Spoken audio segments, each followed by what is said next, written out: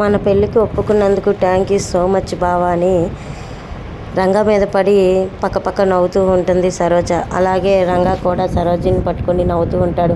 వీళ్ళిద్దరిని చూసి రగిలిపోతూ ఉంటుంది వసుధర. వీళ్ళిద్దరు ఎంగేజ్మెంట్ ఎలాగైనా ఆపాలి, తను నా రిషి సార్ నా భర్త అని చెప్పి వసుధర తనలో తను బాధపడుతూ ఉంటుంది.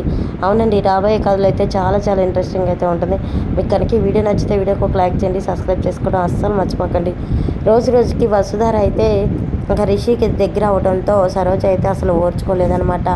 ఎలాగైనా నా బావ నాకు సొంతం అవ్వాలి, కానీ తనకి దగ్గర అవటం ఏంటి, తన మీద ప్రేమ చూపించటం ఏంటి? అమ్మమ్మ, నీకు మళ్ళీ చెప్తున్నాను, నాకు రంగా బావ దక్కపోతే నేను నీ ముందు ఉండటం అనేది జరగదు. నీ కూతురులాగే నేను కూడా ఏమవుతానో నాకే తెలియదు అని చెప్పేసి రాధమ్మకైతే వార్నింగ్ ఇచ్చి వెళ్ళిపోతుంది సరోజి ఇంకా వార్నింగ్ ఇచ్చి వెళ్ళిపోవడంతో రాధమ్మ అయితే రంగా నీతో మాట్లాడాలిరా అని చెప్పి రంగాన్ని కూర్చోబెట్టుకుంటుంది. ఏంటి నానమ్మ ఇంత అర్జెంటుగా నాతో ఏం మాట్లాడాలి అంటే, చిన్నప్పటి నుంచి నీకు సరోజకి పెళ్ళి అనుకున్నావు, మీ అమ్మ నాన్నకు చివరి కోరిక కూడా అదే. కానీ ఈరోజు నువ్వు సరోజని పక్కన పెట్టి ఈ వసుధరతో క్లోజ్గా ఉండటం నాకు నచ్చలేదు రంగా అని చెప్పి రాధమ్మ అంటూ ఉంటుంది. ఆ మాటకి రంగా, నానమ్మ నేను సరోజిని పెళ్లి చేసుకుంటానని చిన్నప్పటి నుంచి ఎప్పుడన్నా నీతో చెప్పానా అంటే, సరోజిని ప్రేమిస్తున్నానని చెప్పావు కదరా అని చెప్పగానే రిషి ఆలోచిస్తూ ఉంటాడు.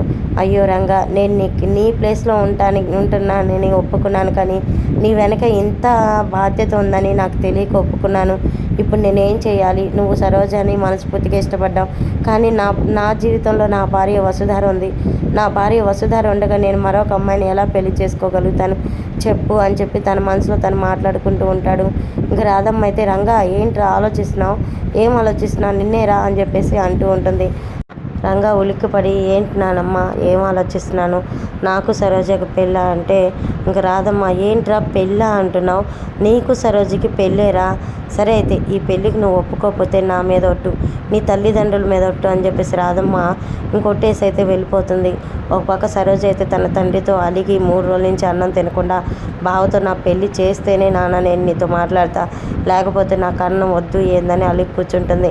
ఇంకా రాధమ్మ దగ్గరికి అయితే సరోజ వాళ్ళ నాన్న వచ్చి, ఏందత్తా ఏం ఆలోచించుకున్నారు మీరు, నేను వాడి మీద ఉన్న అప్పులన్నీ తీసేస్తాను, వాడు నాకు రూపాయి బిళ్ళ కూడా కట్టక్కర్లా, నా కూతురు మెల్లో 3 ముళ్ళు కడితే చాలు అని చెప్పేసి రాధమ్మ దగ్గరికి వస్తాడు. రాధమ్మ అయితే ఇంకా రంగాతో మాట్లాడకుండా సైలెంట్గా ఉంటుంది.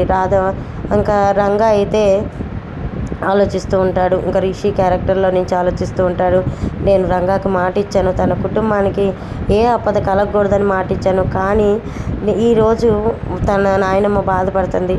సరే తన సరోజని పెళ్లి చేసుకుంటాను, వసుధరతో నా బంధం తెంపుకున్నట్టే అని బాధపడుతున్నానమ్మా, నాకు పెళ్ళికి ఓకే, ఎంగేజ్మెంట్కి ఏర్పాట్లు చేయండి అని ఇంకా రిషి క్యారెక్టర్, అదే రంగా క్యారెక్టర్లో ఉన్న రిషి అయితే చెప్తాడు.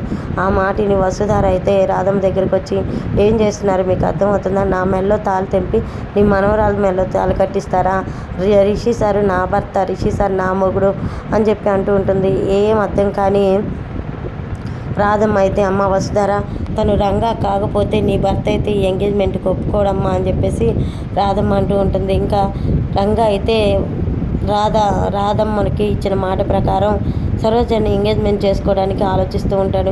ఇంకా సరోజ అయితే ఎంగేజ్మెంట్ రోజు వస్తుందని ఇంకా బావని రంగా చుట్టూ తిరుగుతూ ఉంటుంది. చూద్దాం మరి ఇంకా రాబోయే కథలో ఏం జరుగుతుంది ఏంటని.